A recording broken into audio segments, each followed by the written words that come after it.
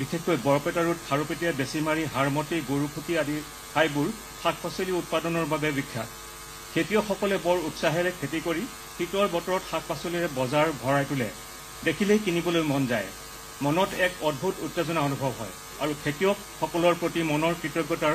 ভাৱ জাগে কিন্তু এই আনন্দৰ মাজতো বিষাদো নথকা নহয় বিশেষকৈ খেতিয়কসকলে যি উৎসাহেৰে কষ্ট কৰি শাক পাচলি উৎপাদন কৰে ঠিক সেই উৎসাহ পাব পৰাকৈ তেওঁলোকে ফল নাপায় অৰ্থাৎ হাড় ভঙা পৰিশ্ৰম অনুযায়ী পাবলগা উপযুক্ত ধন হাতলৈ নাহে বৰ আক্ষেপৰ কথা এই যে খেতিয়কে কষ্ট কৰি উৎপাদন কৰা শাক পাচলিবোৰ এচাম মধ্যভোগীয়ে অতি কম দামতে পাইকাৰী হাৰত ক্ৰয় কৰি গুৱাহাটীকে ধৰি অন্যান্য চহৰত অতি চৰা দামত বিক্ৰী কৰি খেতিয়কতকৈ বহু বেছি মুনাফা লাভ কৰে পুনৰ কৈছো এয়া খেতিয়কৰ বাবে বৰ আক্ষেপৰ কথা দুখৰ কথা দূৰদৰ্শনৰ প্ৰতিবেদন মতে খেতিয়কসকলে শাক পাচলি প্ৰতি কেজিত ৫০০ টকা দৰত বিক্ৰী কৰিব লগা হৈছে দুপৰীয়ালৈ প্ৰতি কেজিত এটকাত বিক্ৰী কৰিব লাগে আৰু বিক্ৰী কৰিব নোৱাৰিলে উভতাই নিব নোৱাৰি গৰুৰ খাদ্য হিচাপে বজাৰতে পেলাই যাব লগা হৈছে তাৰমানে মই চিঠিখন পঢ়িয়ে গম পাইছো যে তেখেত নিজে খেতিয়ক নহয় তেওঁ গুৱাহাটীত থাকে আৰু কথাখিনি তেওঁ এটা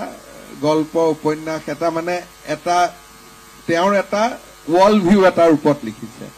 সঁচা কথাটো এনেকুৱা হ'ল যে আমি লাহে লাহে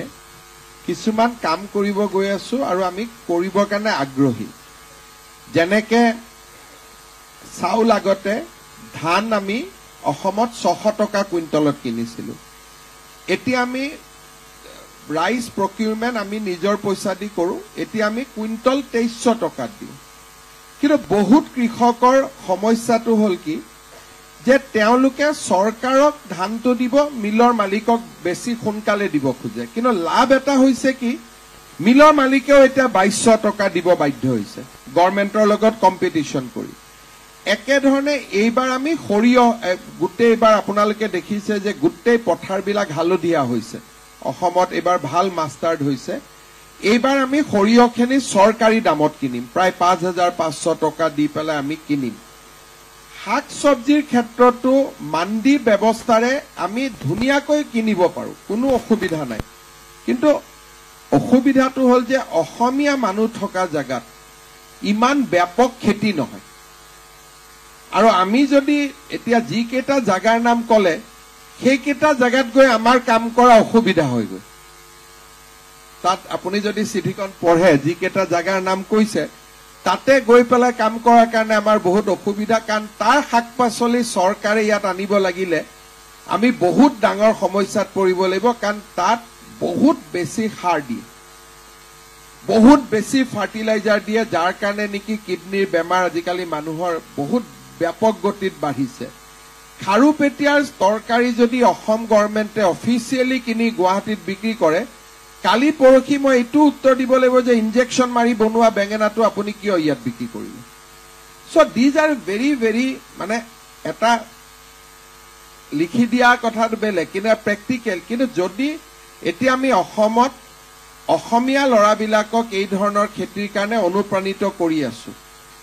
আৰু এই বছৰ আমি শাকৰ দিছো অহা বছৰ আমি দালি কিনিম মানুহৰ পৰা ডাইৰেক্টলি দাম দি পেলাই আমি অসমত তিনিটা কাম কৰিলো প্ৰথম ধানৰ দাম দিলো গামোচাৰ দাম দিলো ধান গামোচা হ'ল তাৰ পিছত সৰিয়হৰ দাম দিলো নেক্সট পৰ্যায়ত আমি পাম অইলৰ দাম দি কিনি আছো নিৰ্দিষ্ট দামত কৃষকৰ পৰা ডাইৰেক্ট মধ্যভোগী নোহোৱাকৈ থাৰ্ড চব্জিও আমি কিনিব পাৰো যদি এনেকুৱা অসমীয়া যুৱকে ক্লাষ্টাৰ খেতি কৰি আমাক অনুৰোধ কৰে আমি ডাইৰেক্টলি তাৰ পৰা কিনি লৈ আহিব পাৰো আমাৰ গৰুখুটিৰ বস্তুটো আমি ডাইৰেক্ট গুৱাহাটীত লৈ আহোঁ মধ্যভোগী সোমাব নিদিওঁ বা কন্যকাত যিটো পদ্ম হাজৰিকাই কৰে